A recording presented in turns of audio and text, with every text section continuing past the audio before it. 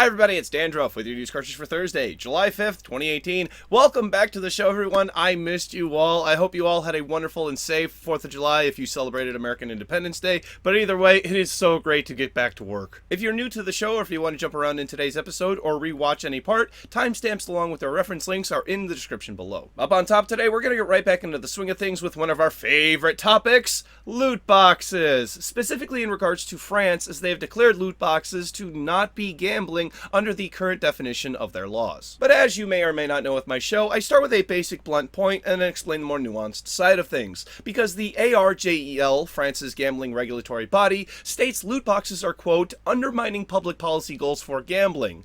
Legally, they are not a form of gambling. And they recognize boxes create a near-miss situation, which may encourage players to keep buying them, essentially creating a perpetual gambling machine. So they aren't just taking the stance of, we know about this and we don't give a fuck, buy more boxes. They understand that this is a problem and want to do something about it, but can't at the moment. The current reasoning is because the player always receives something from a box. In addition to, that item usually can't be traded to other players, though that seemed to be less important. Even though they state it's because these items have no real world value, and if you've ever watched this show before, then you know that they very well do. Also, that value may be lesser now that the site OP Skins has been shut off from Valve, which I am forever thankful for. Sadly though, it won't be long before another one pops up, but that's a story for a future date. The ARGEL is going to keep investigating loot boxes and microtransactions, and for now, will possibly be looking into changing the laws surrounding gambling in order to adapt loot boxes for regulation. Oh, and remember the people who are advocating for a free market around the sale of active shooter? This is exactly what happens to unregulated markets. The dislike button is right the fuck down there, and thank you very much. On to release announcements. Fear the Wolves is coming to Steam's Early Access program in just under 2 weeks on July 18th. The newest iteration in the RPG Maker series, called RPG Maker MV, is coming to PS4, Xbox One, and Switch sometime in 2019. The classic old-school Runescape has entered beta for the Android platform and can be downloaded from the Google Play Store right now. Sorry iOS users, the application is still being approved and will release in a few weeks. An update for Far Cry 5 includes a photo mode along with new items in the arcade editor and a new lobby browser. If you want to see the full patch notes, a link is in the description as always. Here is a badass mod which fits perfectly. You can now put actual Power Rangers into Final Fantasy 15. Let's face it, this isn't much different in terms of flashiness and ridiculousness, so yay! Then we have a little bit from Psyonix, who have said that there will not be a Rocket League 2. Hey now, don't get so upset. I would personally love to see a sequel, but instead, their plans are to keep developing for the current Rocket League and focusing on a games-as-a-service type plan. And as much as I don't like that phrase, the team says that they have a lot of content planned for the future. Also, because Rocket League is a sequel, where would the series go?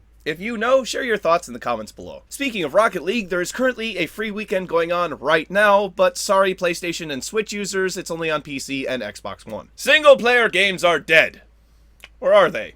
Well, according to Daddy Todd Howard, they are far from it. Mr. Todd says anyone who has ever said, this is the future and this part of gaming is dead, has been proven wrong every single time. The upcoming games, Starfield and The Elder Scrolls 6, point to that, as they're expected to be the classic, bug-ridden until it's modded single-player RPGs that we've come to both love and hate from Bethesda. Even with their mobile games, Howard and his team go against the advice of consultants and put a very light touch on in-game monetization in hopes of keeping people playing by not putting everything on a timer. Just one more quick bit of Skyrim news for you. We now have the most expensive way to play Skyrim, and that is with a $6,000 smart toilet named Numi from the company Kohler. You may know them as the owners of Bed Bath & Beyond. Yes, you could spend that much money on a PC, but you couldn't use that computer to go to the bathroom, now could you? Checkmate, PC Master Race! What this ultimately means is that you can now play Skyrim on the Switch while sitting on the toilet, and play Skyrim Very Special Edition on that toilet at the same time! Finally today, that is not the only toilet story, and those are words that just came out of my mouth, because there is an officially licensed Sonic the Hedgehog curry, which is giving people some,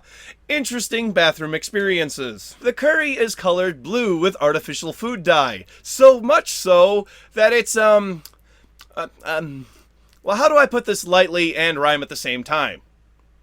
Blue poo. As you'd imagine, this is not ideal, as it also colors your teeth and tongue blue for quite some time. Typically, I am not that big of a fan of food dyes. I don't mind a little, there's a little bit in damn near everything, but I would stay away from this on just that principle alone. If you do eat the officially licensed Sonic the Hedgehog curry, just hope it doesn't give you the runs. These games have a certain ring to them. It's time for tomorrow's game releases. For PC, Dungeon Warfare 2, Open Space 2D, Esper, Hue Defense, and Dragon Deathball. For Xbox One, As Divine Hearts, and Wheelspin Frenzy. For Nintendo Switch, The Wardrobe, and Night Trap 25th Anniversary Edition. Thank you very much, everybody. This has been News Cartridge. I am Dandruff. I will see you tomorrow. And at what frequency does laughter become painful? 1 gigahertz. Be careful now. You don't want to tear a flop. Click up here to watch the bonus episode for today's show. Click down here to watch the last episode, which was part of my coverage of E3. I'm not really sure which one that is. And click over here to subscribe to my wonderful, wonderful channel. Thank you very much. See you tomorrow. Bye-bye.